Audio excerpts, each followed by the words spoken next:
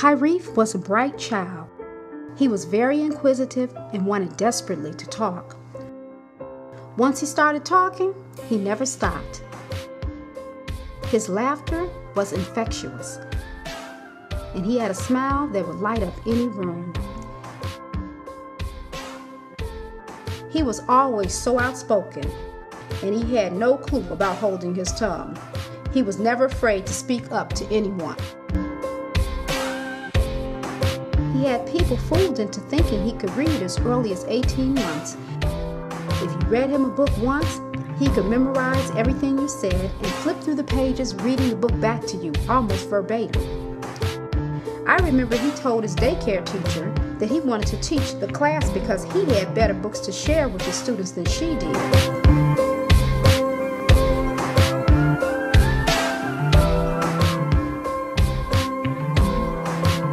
With the know-it-all confidence and that smile, Kyrief soon learned how to use that toward the ladies.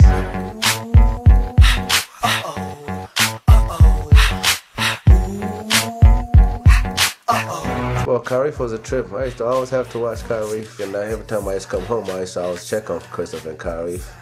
And one day I came home and looked at Christopher. He was in there playing the video game. And just walked by Kyrief's room, and I seen something. So I went to the room and I thought about it. So I went back and I opened his door, and guess what? Kyrief was in there playing doctor. You know, he basically jumped up, he got nervous and scared, and sat by it and we talked about it. And then Carmelita's gonna ask me, like, what am I gonna do about it? What am I supposed to do about it? He was playing doctor. I left it at that.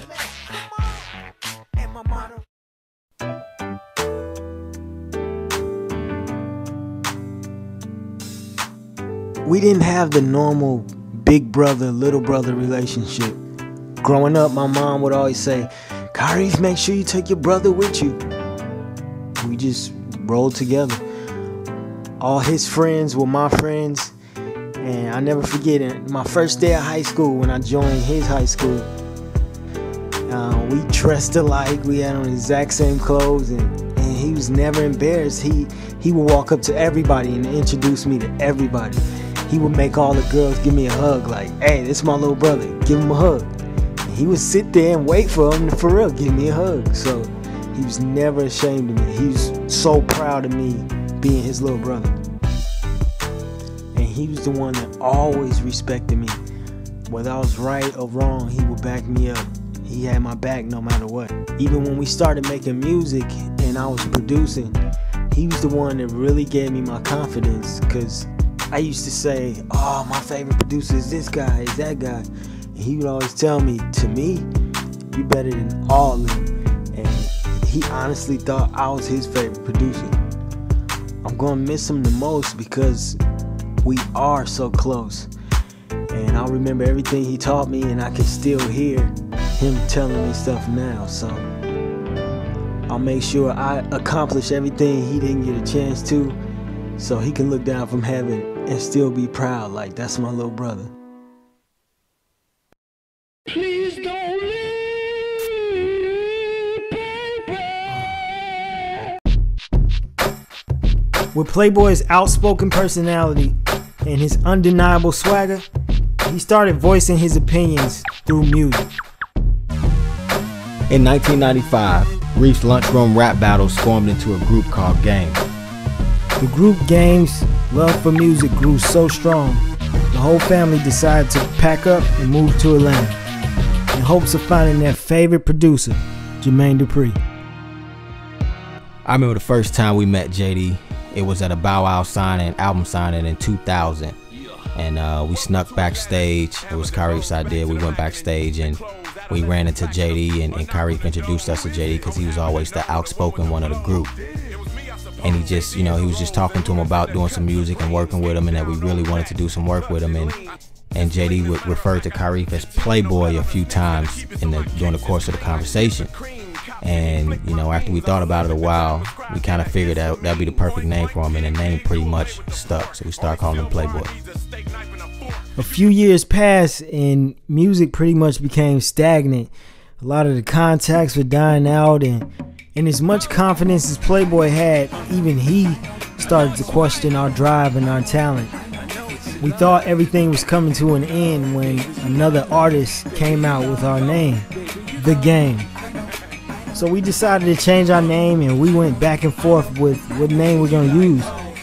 And Plaboy, being the one that always throws out the craziest ideas, he said, let's name ourselves something that nobody else would ever steal in the future. And he said, let's name ourselves Ugly. And with the new name, brought a new swagger and gained a lot of attention on and off stage.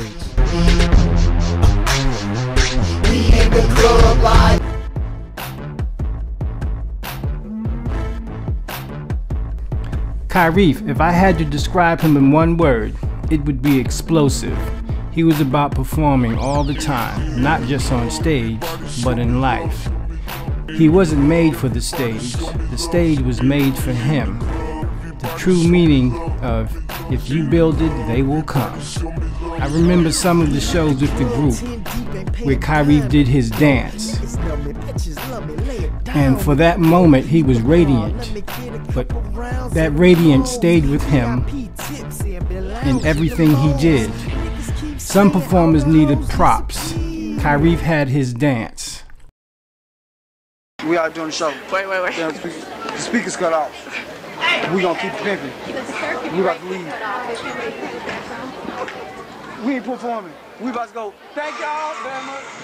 Oh, we back. And on January 14th, 2008, Ugly signed a TR Music Group with Teddy Riley.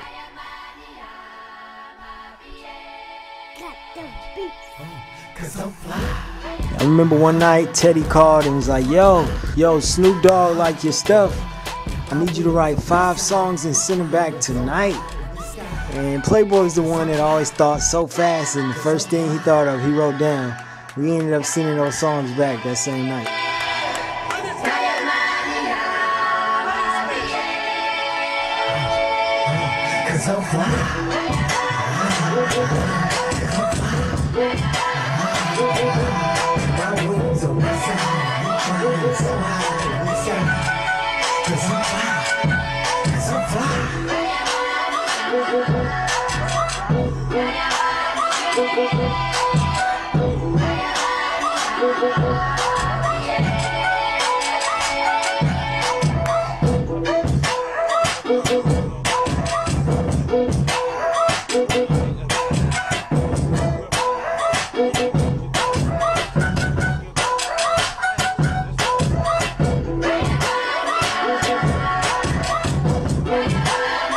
And Plaboy was the one that always made it fun to work, because he would just, the first idea he came up with in his head, he would just throw it out there.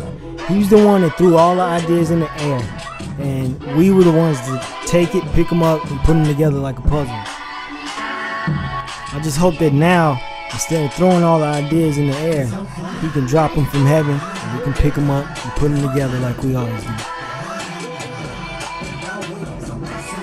Plaboy led the group from the years of Game all the way up to the years of Ugly.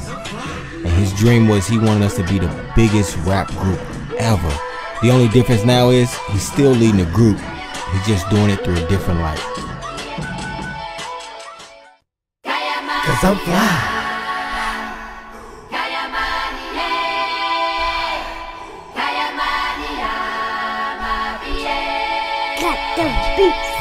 Cause I'm fly. Cause I'm fly.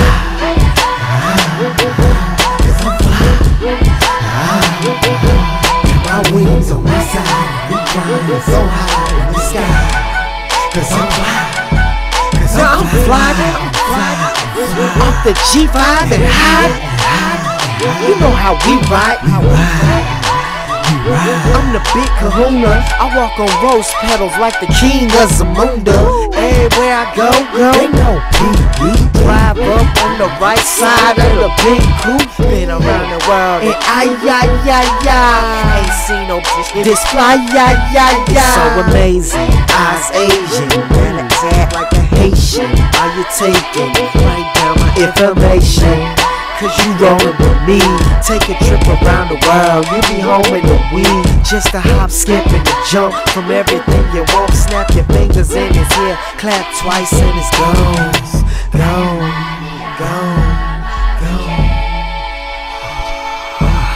I'm fly. Cause I'm fly. My wings on my side. We flying so high in the sky. Cause I'm fly. I got a whole bunch of money, and I'm about to spend it on that whole other country. Feed the starving kids so that nobody's hungry. Look up in the sky, it's a bird, it's a plane. It's beep, beep, beep with a beep and some shades. 5,000 miles from the United States. And I feel at home, no matter where I land, no matter where I roam. They treat me like I'm royalty, they put me on the throne. Cause I'm pimpin'. Everywhere I go, it ain't no different. And when I am at home, I got my family, I got my homies, they rollin' with me. Cause I'm fly. Cause I'm fly. Cause I'm fly. My wings on my side, I'm flying so high in the sky. Cause I'm fly. Cause I'm fly. This is your captain speaking. I want to take this time out to thank you for flying. We are reaching our final descent. We should be touching down in about 20 minutes. Please don't walk about the cabin until we touch down. And once again, I want to thank you for flying. Cause I'm fly.